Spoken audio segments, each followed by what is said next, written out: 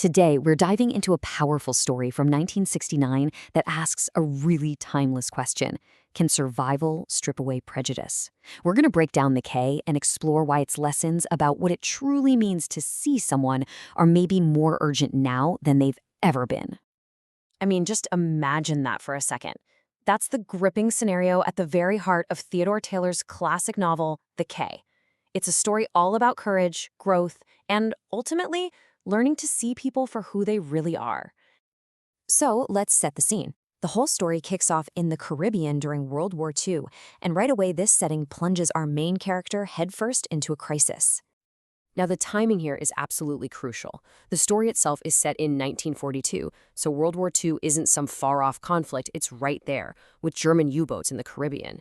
But here's what's so fascinating. The book was actually published in 1969, smack in the middle of the American Civil Rights Movement. You have to believe that's intentional. The story's message about race was a direct, powerful statement for that time. In one single moment, Philip's entire world is just gone. He's only 11 years old, he gets hit on the head during the ship's explosion, and when he wakes up, he's not only lost at sea, he's lost his sight. He's forced into this terrifying new reality where he is completely and utterly vulnerable. So, they make it to a deserted island, and that's when the true conflict really begins. And believe me, it's not just about surviving the elements, it's about the prejudice that Philip is carrying around inside of him. And this, right here, is the core tension of the entire story.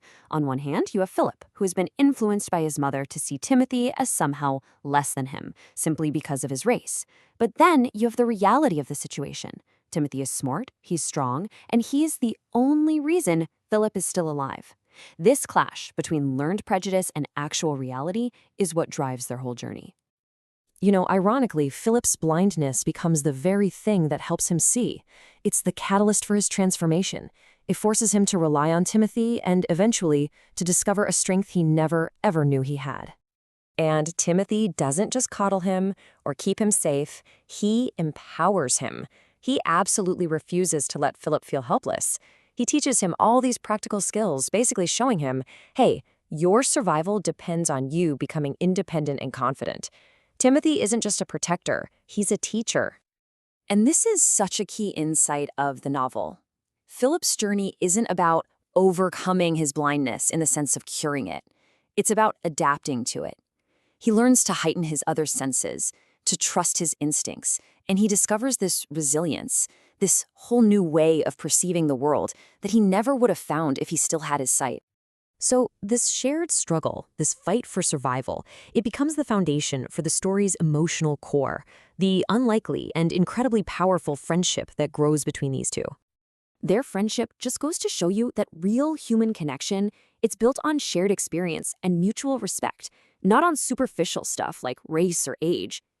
Through Timothy's constant kindness, his stories, his protection during a hurricane, and ultimately his sacrifice, Philip unlearns the hate he was taught. He comes to truly love the man who saved him. Okay, so let's zoom out a little bit and look at the big picture. Why is this book, written over 50 years ago, still so powerful? Why is it still read in schools all over the place today? The story's relevance is just striking, both then and now. Back in 1969, during the Civil Rights era, the idea of a young white boy unlearning his prejudice, well, that was a deeply important message for young readers. And today, as we continue to grapple with stereotypes and division, that lesson is just as vital. It shows us that empathy and genuine connection are the most powerful weapons against ignorance. Ultimately, the K gives us these universal lessons that go way beyond its little island setting. It challenges all of us, really, to look at our own biases, to value empathy, and to recognize the strength that comes from seeing ability instead of limitation. I mean, these are basically principles for how to navigate the world, no matter when or where you live. And that really gets to the heart of it all, doesn't it? Philip starts the story physically able to see, but he's completely blind to Timothy's humanity. He ends the story physically blind, but with his eyes wide open to what truly matters. It's just a profound reminder that true vision, real sight, isn't about what our eyes can see, but what our hearts can understand.